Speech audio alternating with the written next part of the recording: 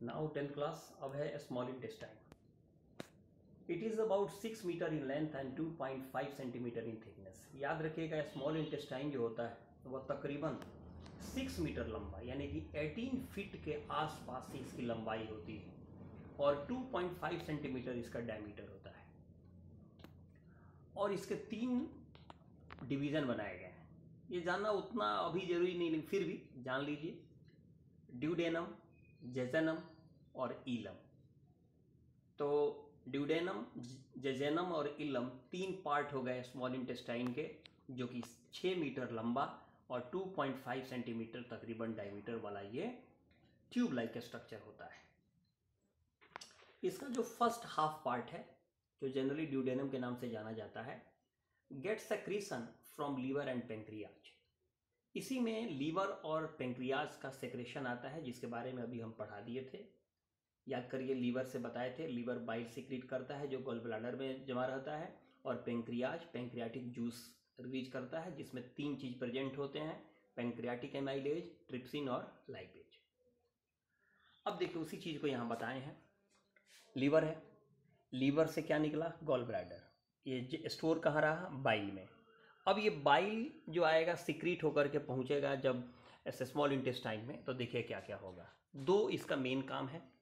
It emulsifies fats and finally small globules are formed। यानी कि ऐसे समझिए, बाइल जो होता है वो फैट पर इफेक्ट करता है, फैट्स को तोड़ता है, और वो टूट करके फैट फाइनली स्मॉल मॉलिक्यूल्स में बनता है। फैट के स्मॉल मॉलिक्यूल्स को ग्लोब्यूल्स कहते हैं। या नहीं अगर याद होगा तो याद रखिएगा, स्मॉलर मॉलिक्यूल्स ऑफ फैट्स तैयार होते हैं। दूसरा, it forms the food alkaline because intestinal enzymes works in that medium। याद करिए, HCl जो था वह क्या कर रहा था? स्टमक के अंदर फूड को एसिडिक कंडीशन में डाल दे रहा था, एसिडिक मीडियम कन्वर्ट कर रहा था वहाँ पर, ताकि पेप्सिन काम करे प्रॉपरली।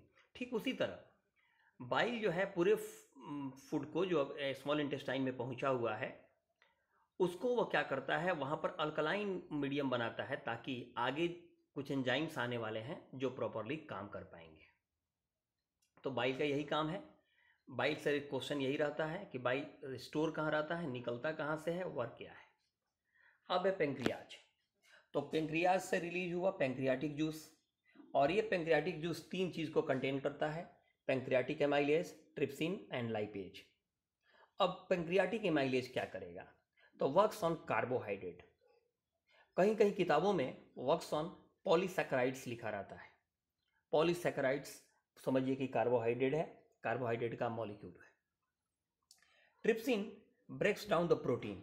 और कौन सा प्रोटीन? जहां पर याद करिए, ट्रिप्सिन और ऊपर था पेप्सिन। पेप्सिन यानी कि स्टमक के अंदर का पेप्सिन जिस काम को जहां पर रुका होगा, प्रोटीन को तोड़ करके जहां पर उसका काम किया होगा, उससे आगे का काम ये करेगा।